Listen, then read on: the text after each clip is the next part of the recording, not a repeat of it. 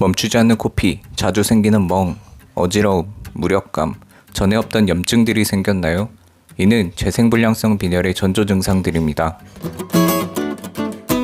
안녕하세요. 오늘은 재생불량성 빈혈의 전조 증상과 함께 수혈 과정에 대해 알아보도록 하겠습니다. 먼저 전조 증상입니다.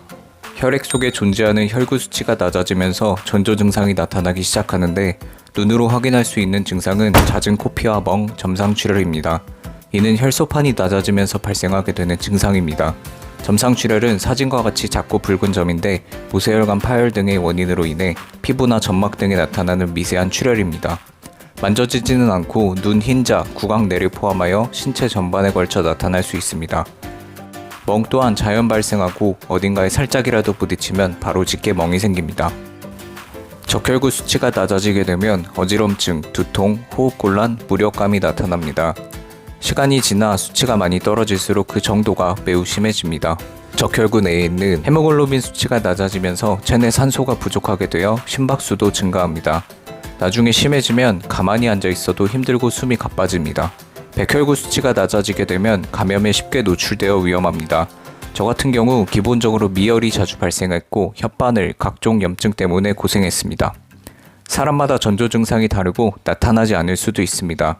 간단한 피 검사만으로 수치를 확인할 수 있으니 의심되면 가까운 병원에서 검사받는 것을 추천드립니다.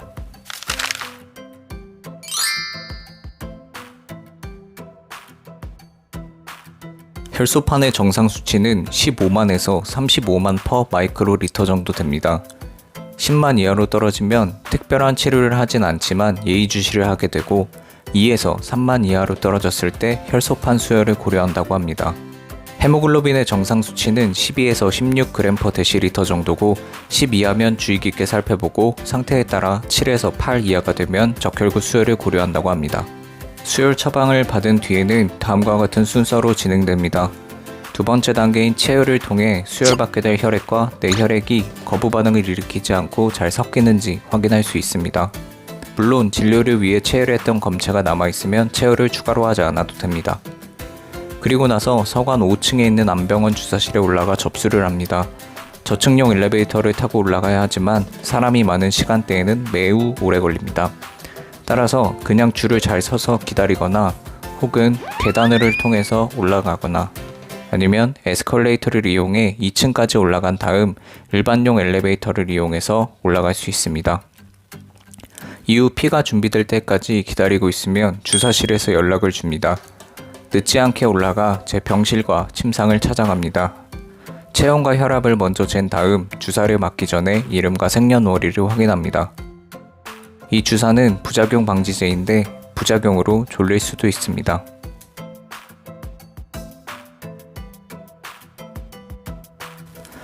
수혈은 다른 사람의 피를 받는 것이기 때문에 다양한 부작용에 노출됩니다.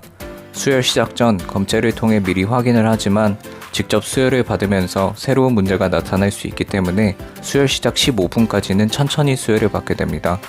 15분 후에 체온과 혈압을 다시 재고 별다른 부작용이 없으면 수혈 속도를 올리게 됩니다. 혈소판의 경우 보통 한 팩 안에 6명에서 8명분의 혈소판이 농축되어 있습니다. 한 팩 수혈하는데 30분에서 1시간 정도 걸리고 다른 여타 부작용이 발생하면 수혈 중단과 항히스타민제를 또 맞기도 합니다. 적혈구는 전혈에서 혈장 성분을 제외한 농축 적혈구를 주로 받게 되고 나타나는 부작용은 혈소판과 비슷합니다. 적혈구는 한 팩당 1시간 30분에서 2시간 혹은 3시간까지도 맞습니다.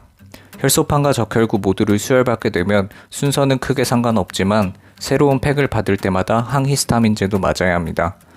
예를 들어 혈소판 1팩, 적혈구 2팩을 수혈받는다면 항히스타민제는 총 3번을 맞게 되겠죠.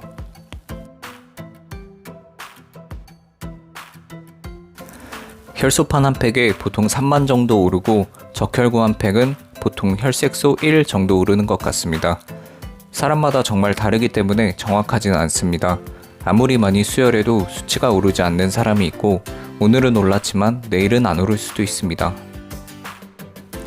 공통적으로 수혈을 안 받아도 되면 받지 않는 게 제일 좋고 수혈이 필요한 상황이라면 환자마다 기준 수치가 다르기 때문에 현재 상태를 고려해서 결정해야 합니다.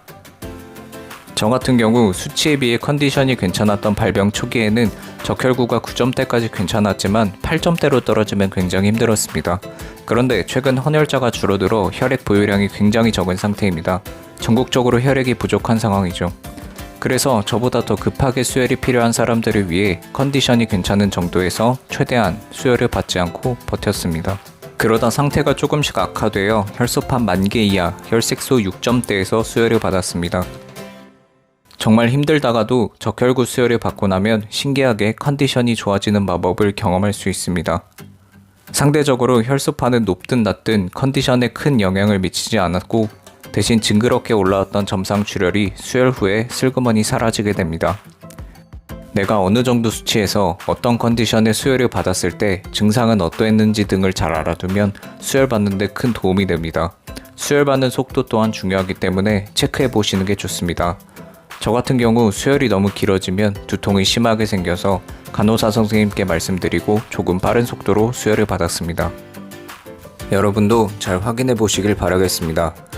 수혈에 대해 조금 더 어렵고 자세한 얘기는 블로그에 정리해서 올리도록 하겠습니다. 오늘도 영상 끝까지 봐주셔서 감사합니다. 안녕.